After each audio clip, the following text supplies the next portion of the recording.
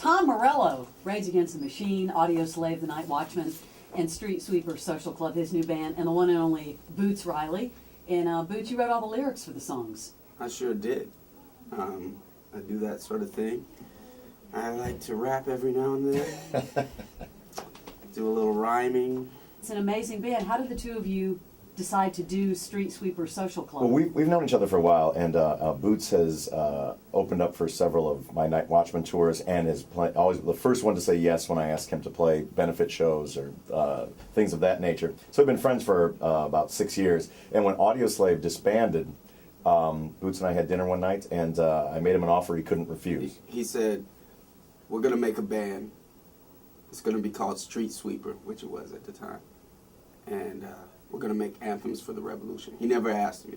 Now, you describe the band, Tom, as like revolutionary party jams. Yeah, I think that's very accurate. It is accurate. Yeah, it's accurate. It's like it's some of the hardest rocking music that I've ever been involved in. But it's also, you know, Boots' lyrics, there's a satire and a sense of humor to them as well. And then the choruses are built for soccer stadiums. Now, have you been thinking about this for a long time, about wanting to do something like this?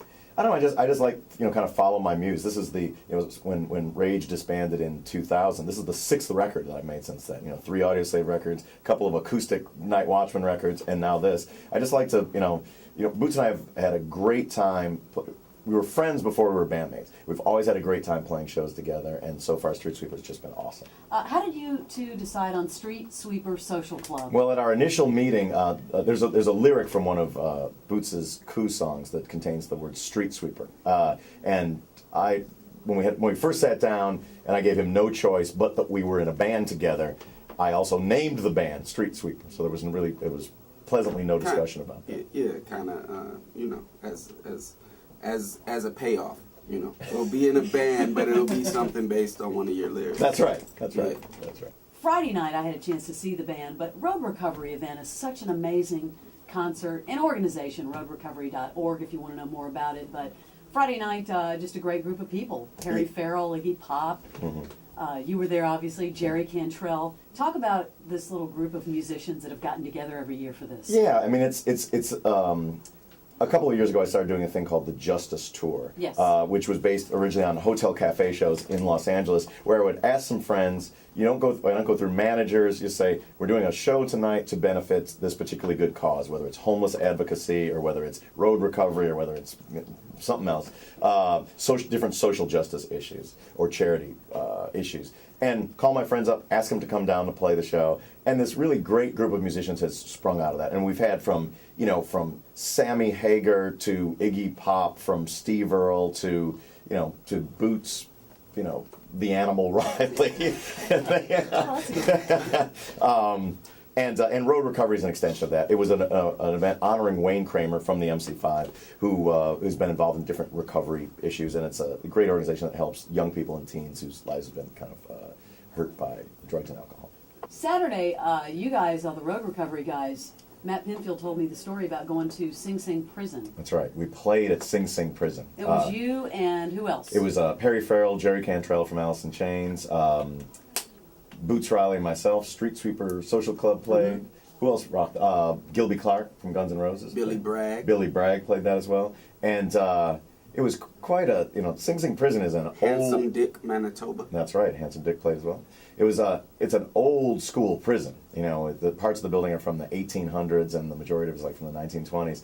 And the people that we played for about 100 inmates who had completed different, AA or NA programs and had good behavior. But it's maximum security, so there are guys in there, there for 30 years, for life. And they were sitting down, and it started off kind of, Wayne Kramer gave this very moving speech that began the thing about sort of inspiration and hope, and he spent some time in maximum security prison as well, so they were able to very much relate to his tale.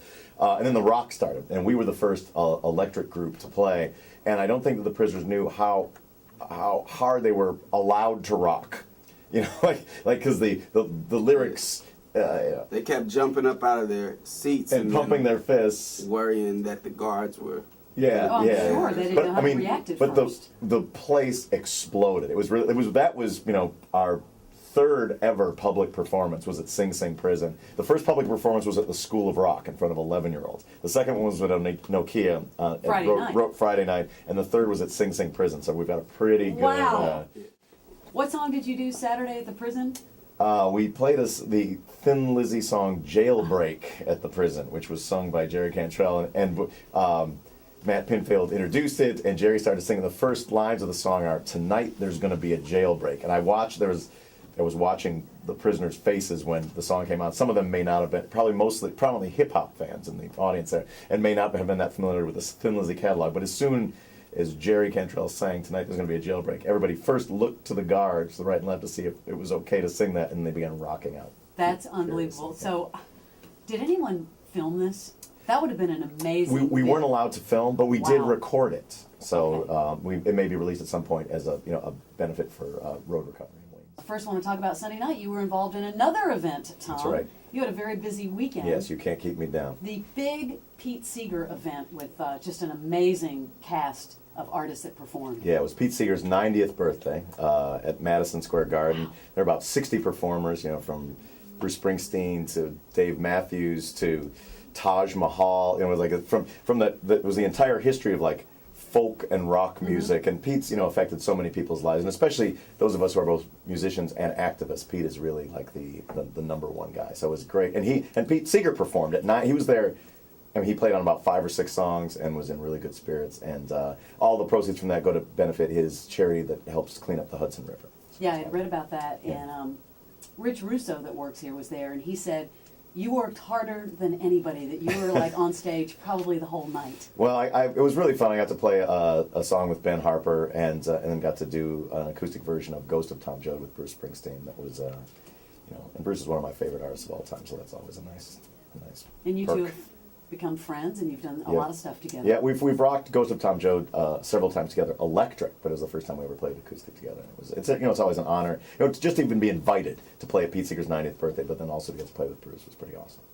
Bruce is awesome. He played last night. I was wondering if you were at that show. Yeah, I took a night off. Yeah, Matt Ioni, our producer, was like, does he ever get any rest? I took a night off last night. Yeah, But, you needed a night off. But one of the things we're doing here in town is we're rehearsing the Ninja Tour, Nine Inch Nails, Jane's Addiction, Street Sweeper Social Club Tour begins on the May 8th in Florida. So every day we're here in New York, we're rehearsing, and then perhaps sneaking out to play secret shows late at night. Anyway, thank you guys again. This has been a pleasure. Thanks very much for having me. 119 RXP. Yes, Boots. If Yes. people want to know where we're going to be playing this week, Oh, yeah. follow me on Twitter. That sounds real stupid, but follow me on Twitter. And what website should they go to read about? I guess they can go to streetsweepersocialclub.com. That's right. Or our MySpace will also have each night where we're going to be playing. Fantastic. All right. He gave it out. There you That's go. Well perfect. done. It's 119 RXP.